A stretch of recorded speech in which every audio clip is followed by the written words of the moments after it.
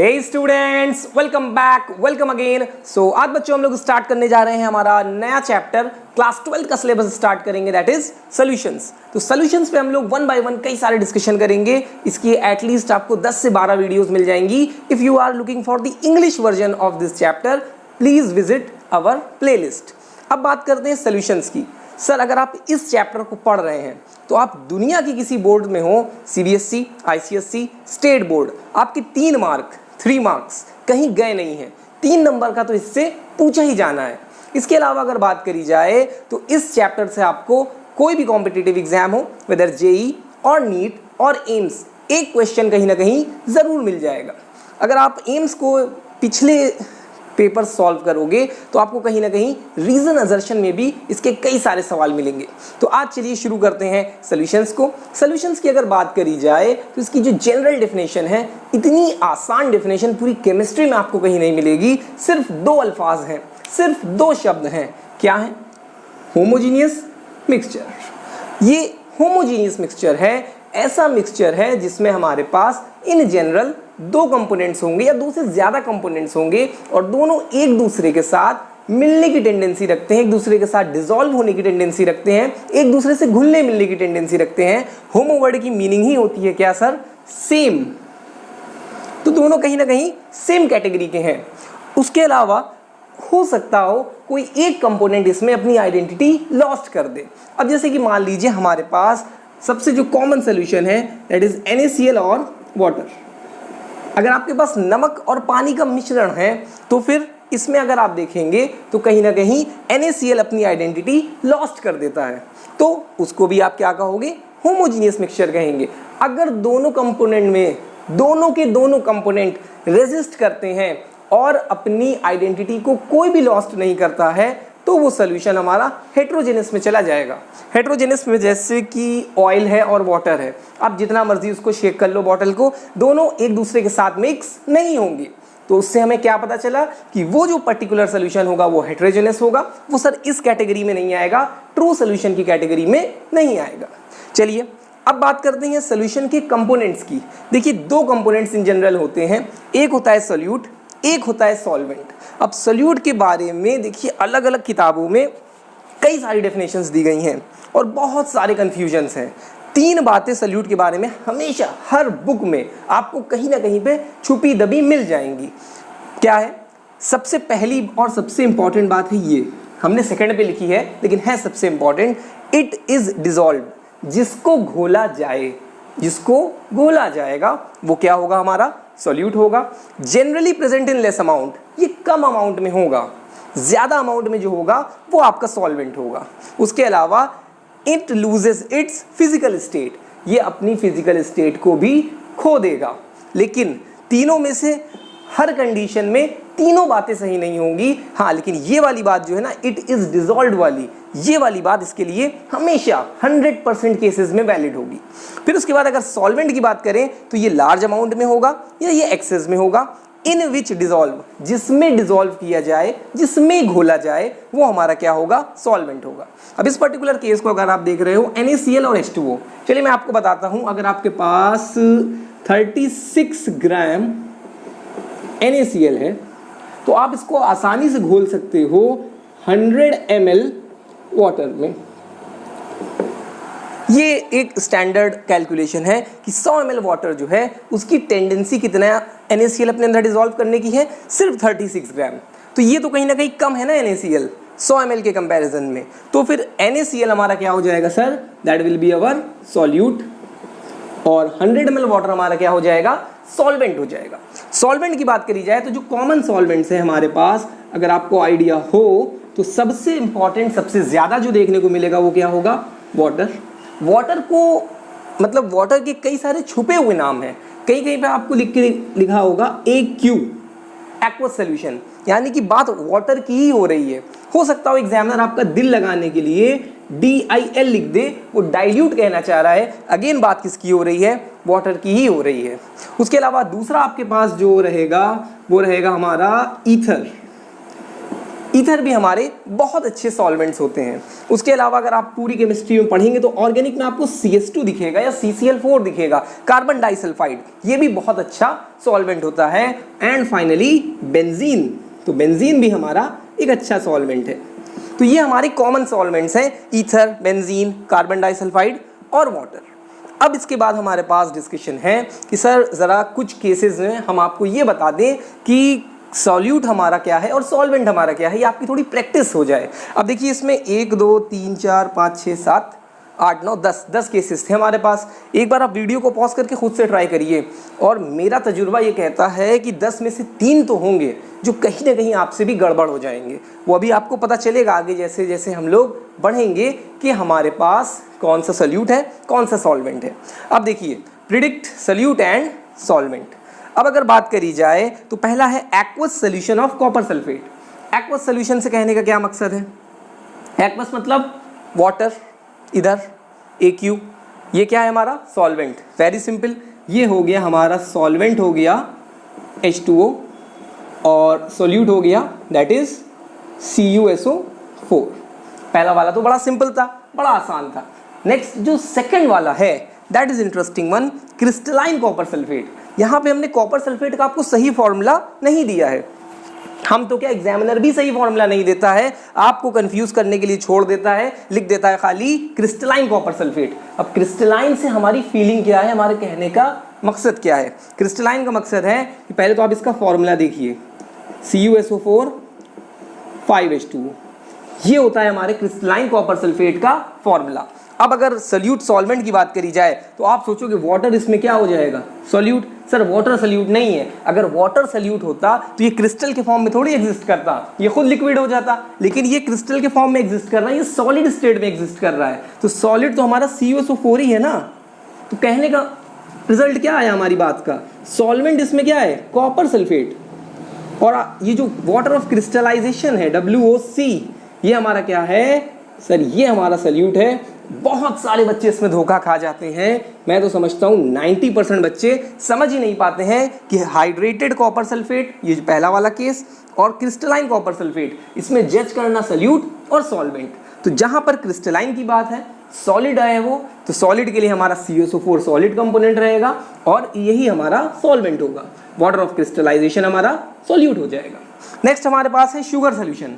देखिए solution word अगर इस चैप्टर में कहीं पर यूज किया जा रहा है तो इसका मकसद होता है कि वाटर की ही बात हो रही है। तो शुगर और वाटर का सोल्यूशन है, कुछ नहीं सोचना है, वाटर हमारा क्या हो जाएगा, सॉल्यूट हो जाएगा, और सॉरी वाटर हमारा हो जाएगा सॉल्वेंट, और शुगर हमारी क्या हो जाएगी, that will be our solute. Next हमारे पास है ब्राइन सोल्यूशन। ये भी आपने कहीं ना कहीं फर्स्ट ईयर में पढ़ा होगा। अगर आप एस ब्लॉक पढ़ के आते हैं, आपका टीचर आपको पढ़ा के भेजता है ब्राइन के बारे में। ब्राइन कुछ नहीं होता है, नमक पानी का मिश्रण होता है, NaCl और H2O होता है। H2O हमारा क्या हो जाएगा, सॉल्वेंट, और NaCl क्या हो जाएगा, सॉल्यूट। नेक्स्ट हमारे पास है डाइट कोक। कोक ले लें या कोई भी कोल्ड ड्रिंक की बात करी जाए तो कई सारे कंपोनेंट्स हैं। मेजर कंपोनेंट की बात करेंगे, एक होता है सर इसमें गैसियस कंपोनेंट और एक होता है लिक्विड कंपोनेंट।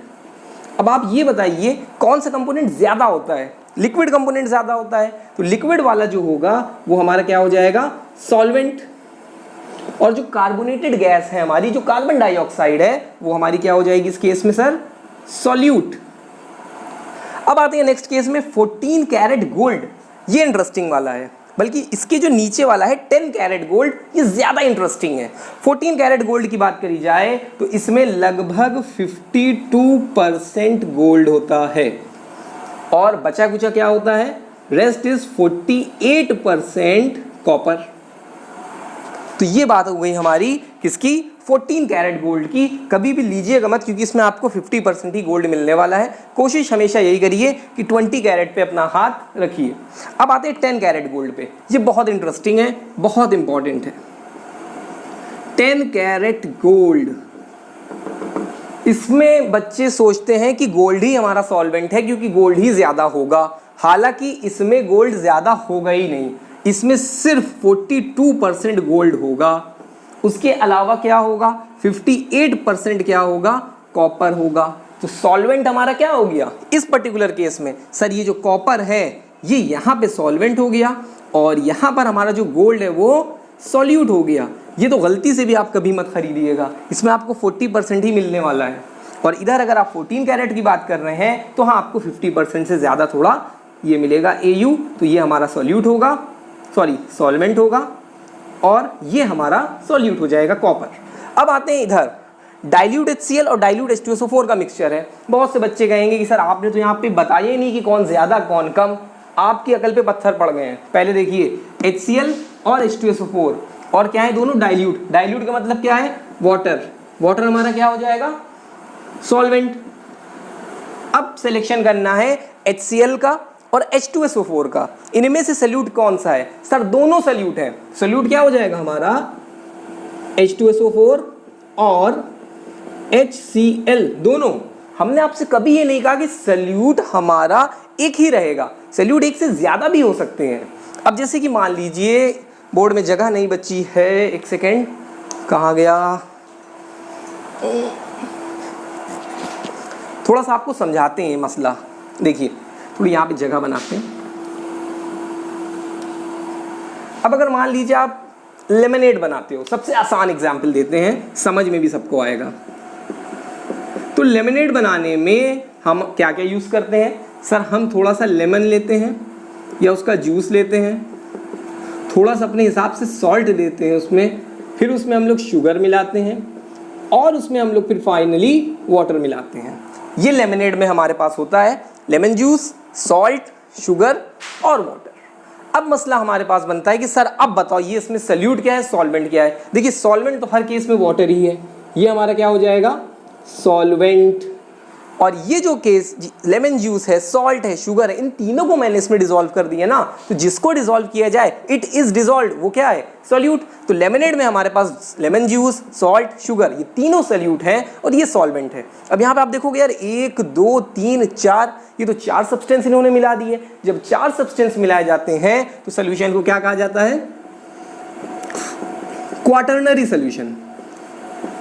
तो क्वाटरनरी सोल्यूशन का अगर आपसे कोई एग्जाम्पल पूछे तो उसको बताइएगा लेमनेड होता है। वैसे ही हमारे पास एक टर्नरी सोल्यूशन होता है। क्या होता है टर्नरी सोल्यूशन? बोर्ड पे जगह ही नहीं बची, कहीं पे लिख दें TERNARY टर्नरी सोल्यूशन। इसमें हमारे पास 3 कंपोनेंट्स होते हैं। सपोज करिए सॉल्ट हमने ले लिया, थोड़ी सी शुगर ले ली और फिर उसमें वाटर मिला दिया, तो ये हमारा क्या हो जाएगा टर्नरी सोल्यूशन। इस चैप्टर में जितने न्यूमेरिकल्स आप करोगे आपको बाइनरी सोल्यूशन मिलेगा। बाइनरी का मतलब बस 2, एक सल्यूट एक सॉल्वेंट, खेल खत्म। तो इस सोल्यूशन हमारे पास कई टाइप के हैं, एक टर्नरी जिसमें 3 कंपोनेंट्स, क्वाटरनरी जिसमें 4 कंपोनेंट्स, और अगर 2 ही कंपोनेंट्स है तो क्या हो जाएगा हमारा सोल्यूशन बाइनरी सोल्यूशन। तो अभी तक जो हम लोगों ने देखा था एक केस रह गया, ये equimolar mixture of H2O and C2H5OH। इसको तो कहीं पे आप मार्क करके लिख लो। ये 100% बच्चे गलत कर देते हैं, 100 नहीं तो 79% बच्चे इसको गलत कर ही देते हैं। होता क्या है इसमें, बच्चा सोचता है पानी है, पानी हमारा क्या हो जाएगा भैया, बिना सोचे समझे ये हमारा क्या होगा सॉल्वेंट हो जाएगा। कुछ मोल वोल का चक्कर दिया हुआ है, थोड़ा क्लास 11 का आपको लॉजिक इसमें लगाना पड़ेगा। अब देखिए इक्विमोलर मिक्सचर कह रहा है, तो यानी कि इसमें कितने मोल्स हैं, दोनों की इक्विवेलेंट मोल्स हैं। कंसिडर कर लेते हैं दोनों के 1-1 मोल है, तो 1 मोल मतलब क्या होगा 18 ग्राम वाटर, सही बात है। और 1 मोल मतलब होगा 46 ग्राम अल्कोहल C2H5OH। अब ये मैंने कैसे पता किया, देखिए नंबर ऑफ मोल्स का फॉर्मूला क्या होता है, number of moles is equal to क्या होगा weight upon molecular weight. Weight कितना दिया गया है हमें, वेट तो एक्चुअली हम लोग खुद निकाल ही रहे हैं, मोल हमने 1 कंसिडर किया, तो वेट अपॉन अल्कोहल का मॉलिक्यूलर वेट 46 हो गया। तो 46 जैसे ही इधर आएगा ये हमारा क्या हो जाएगा 46 ग्राम वेट हो जाएगा। वैसे ही इसी फॉर्मूला को अपन लोग अप्लाई करेंगे वाटर के लिए तो पता चलेगा। अब आप खुद सोचिए 46 ग्राम अल्कोहल है और 18 ग्राम वाटर है, सल्यूट कौन हो जाएगा, वाटर हमारा क्या होगा सॉल्यूट हो जाएगा, और ये हमारा क्या हो जाएगा सॉल्वेंट हो जाएगा। तो एक सॉल्यूट एक सॉल्वेंट। तो I hope you love it. आज अब नेक्स्ट क्लिप में यार देखो इसको साफ करते हैं फिर आपको सोल्यूशन के टाइप बताते हैं कि कितने टाइप के सोल्यूशंस होते हैं। तो उसके लिए ज़रा आप फिर मतलब हम लेते हैं अपना टाइम और आप ज़रा पेन पेपर पेंसिल उठा के इसको अच्छे से लिख लो, इस क्वेरी को लिख लो, ताकि आपको सोल्यूट और सॉल्वेंट का चक्कर क्लियर हो जाए। लेकिन अभी तक जितना पढ़ा है एक बार उसको रिवाइज कर लेते हैं। अभी तक हमने जाना सोल्यूट और सॉल्वेंट के बारे में, एक बार ना आप अपनी आंखें बंद करके इसको सोचो थोड़ा सा, तो आपको रिवीजन में भी अच्छा लगेगा। सोल्यूशंस हमारे क्या होते हैं? होमोजीनियस मिक्सचर, एक कंपोनेंट सोल्यूट है, दूसरा सॉल्वेंट है। सोल्यूट जिसको डिसॉल्व किया जाए, जो कि लेस अमाउंट में हो और जो अपनी फिजिकल स्टेट को ज्यादातर केसेस में खो देगा। सॉल्वेंट जो एक्सेस में होगा और उसके अलावा जिसमें डिसॉल्व किया जाएगा। सॉल्वेंट हमारे पास कौन कौन से हैं? बेंजीन, अल्कोहल और ईथर, और वाटर तो है ही। और सोल्यूट हमारे पास कोई भी हो सकता है, आयनिक कंपाउंड भी हो सकता है, कोवलेंट कंपाउंड भी हो सकता है। उसके अलावा वाटर हर केस में सॉल्वेंट नहीं होगा, कहीं कहीं पे सोल्यूट भी हो सकता है, जैसे कि हमारा क्रिस्टलाइन कॉपर सल्फेट और equimolar mixture of water and alcohol. Binary solution में 2 कंपोनेंट्स, टर्नरी सोल्यूशन में 3 कंपोनेंट्स और क्वाटरनरी सोल्यूशन में आई सपोज 4 कंपोनेंट्स। तो इतनी सारी बातें आपको मैंने बताई हैं, थोड़ा सा गोल्ड के बारे में बताया था। अब मिलते हैं नेक्स्ट क्लिप में।